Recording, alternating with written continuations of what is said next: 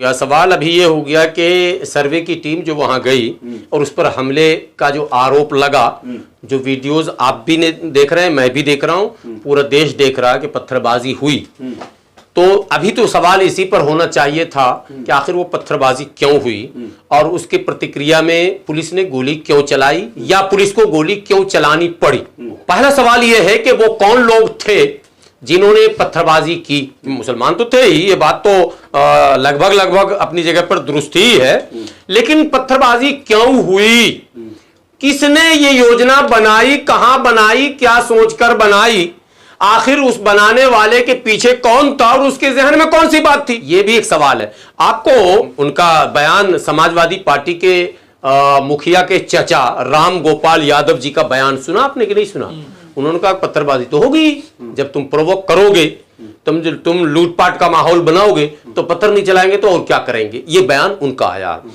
बहन मायावती जी का बयान बहुत सुसज्जित आया है और एक अपने पुराने अंदाज में वो लौट कर आई है और खुलकर उन्होंने बयान दिया।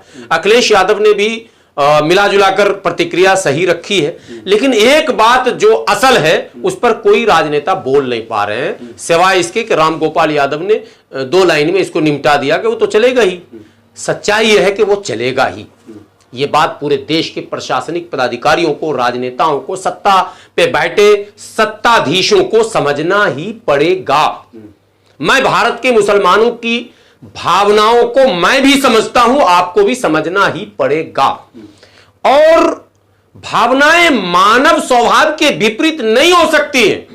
आप किसी को एक गाली दोगे वो बर्दाश्त कर सकता है, 2 गाली दोगे बर्दाश्त कर सकता है, 3 गाली के बाद वो बर्दाश्त नहीं करेगा। वो रिटर्न में कुछ ना कुछ जो क्षमता उसकी होगी, बहुत गरीब कमजोर होगा तो दबे जुबान वो गाली का जवाब गाली से दे देगा, और मजबूत होगा तो 2-4 झापड़ भी आपको रसीद कर सकता है।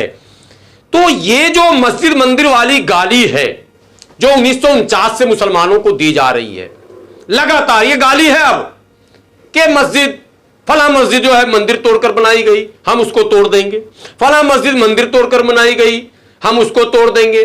तो आपके करोड़ों देवी देवता हैं और सैकड़ों हुक्मरान आए, मस्जिद भी तोड़ी गई, मंदिर भी तोड़ा गया, चर्च भी तोड़ा गया, सब इतिहास का पार्ट है। गुरुद्वारा भी तोड़े गए। अरे यहां तो गुरु साहबजादे को दीवार में भी चुनवाए जाने का इतिहास है, टेढ़ा इतिहास हो या मेढ़ा इतिहास हो, लेकिन है। तो ये सारे इतिहास को लेकर स्वतंत्र भारत में अगर एक कम्युनिटी को आप थोप देंगे तो वो कम्युनिटी झेल नहीं पाएगा। ये एकदम सिंपल सी बात। और मैं समझता हूं ये बातें मुल्क के हर बुद्धिजीवियों को समझना ही पड़ेगा कि एक कम्युनिटी पर उतना ही बोझ डाला जाए, चाहे वो गधा क्यों ना हो। बात समझिए, हम लोग गधे तो हैं ही, लेकिन गधे पर भी उतना ही बोझ दीजिए कि वो मंजिल तक पहुंचा दे। उससे ज्यादा बोझ दीजिएगा तो वहीं बैठ जाएगा, और नहीं तो पीछे लात उसका बहुत तेज चलता है, लात चला देगा और सब सामान गिरा देगा वहीं पर।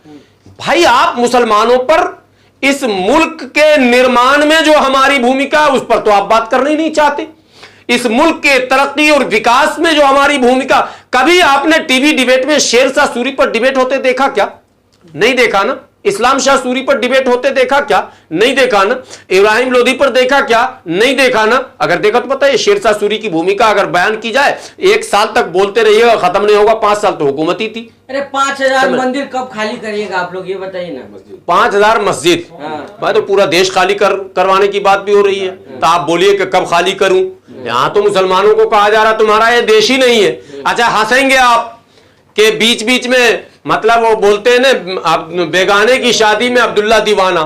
ये तो आरोप लगाने वाले जो हैं वो खुद विदेशी हैं, लेकिन साथ में मूल निवासी भी उनके साथ खड़े हो जा रहे हैं। उनको पता ही नहीं है कि बेटा इनका एजेंडा क्या है और तुम्हारा एजेंडा क्या है, इनकी लड़ाई क्या है और तुम्हारी लड़ाई क्या है। ये यहाँ के मूल निवासियों को समझ में नहीं आती। उनको भी नारा लगाने में जय श्री राम मजा आता है, जय भीम बोलने में तो उनकी बाप मरती है, बोलेंगे नहीं, क्योंकि बोलेंगे हम छोटी जाति नहीं है। अरे तुम वो लिस्ट में उनके लाख नाक रगड़ के मर जाओ, तुम IAS IPS बन जाओ, मंत्री बन जाओ, मुख्यमंत्री बन जाओ, तुम्हें वो संज्ञा ही वो देंगे, क्योंकि वहां व्यवस्था में बना हुआ लिखा हुआ भाई। लेकिन संभल के दूसरा अयोध्या ये बनाने की कोशिश इन्होंने बनारस में की, पहले काशी को नहीं बन पाया, इन्होंने मथुरा को किया नहीं बन पाया, इन्होंने फिर अब संभल को क्यों टारगेट किया पहले समझिए। संभल अति संवेदनशील शहर रहा है, वहां के मुसलमान लड़ाकू माने जाते हैं।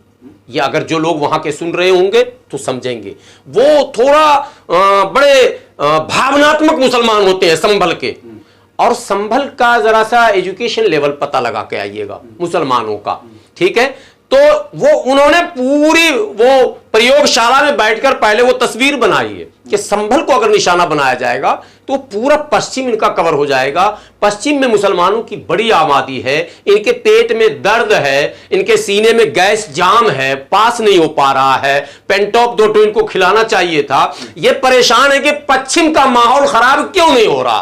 तमाम तर कोशिशों के बाद इनके निशाने पर, आपको याद होगा बाबरी मस्जिद में, मस्जिद अयोध्या में दंगा, मेरठ में मस्जिद अयोध्या में दंगा, हाशिमपुरा में मस्जिद अयोध्या में दंगा, मुरादाबाद ईदगाह में। तो ये प्रयोगशाला के रूप में ये प्रयोगशाला के रूप में पश्चिम को इन्होंने रखा है। और जहां भी मुस्लिम बाहुल क्षेत्र कहेंगे, अच्छा जहां मुसलमान ज्यादा वहीं क्यों दंगा होता, हिंदू जहां ज्यादा देखिए वहां नहीं होता। इसका मतलब क्या है भाई, इसको भी जरा समझाइए। जहां मुसलमान ज्यादा है वहां इसलिए दंगा होता है कि सरकार ही दंगा करवाती है। सरकार को पता है कि यहां काटने पीटने में एक गोली चलाएंगे 4 ठो गिरेगा भीड़ में।